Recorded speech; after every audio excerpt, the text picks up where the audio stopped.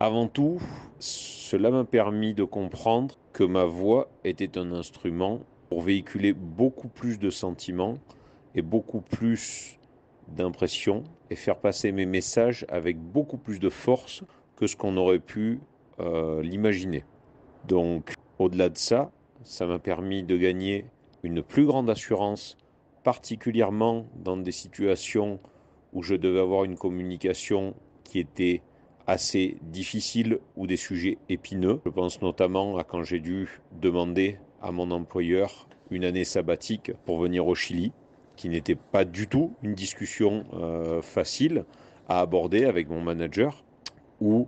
par le biais de la voix comme instrument, mes phrases ont été simples, concises et surtout n'ont pas laissé de place au doute pour mon interlocuteur en ce qui concernait ma demande, ma position. Et ça a été quelque chose que j'ai acquis par le travail de la voix et que je continue encore à pratiquer. Et ça m'a très récemment servi lorsque j'ai fait une présentation de très haut niveau du projet, où justement j'ai dû, par mon aplomb, quelque part, je le formulerai de cette façon, par mon aplomb, m'assurer que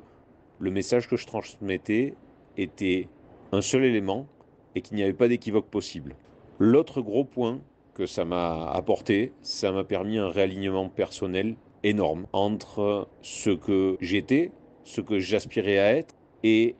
qui j'étais au moment où on a fait la formation. Ce réalignement entre les 3 mois, le mois du passé, du présent et du futur,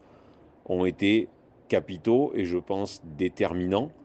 dans toutes les décisions que j'ai pu prendre par la suite, et notamment celle de venir ici au Chili. Et au final,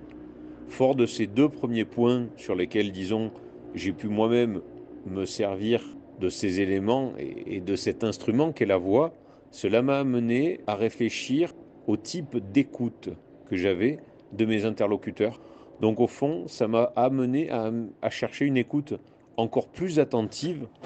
non pas juste au niveau linguistique,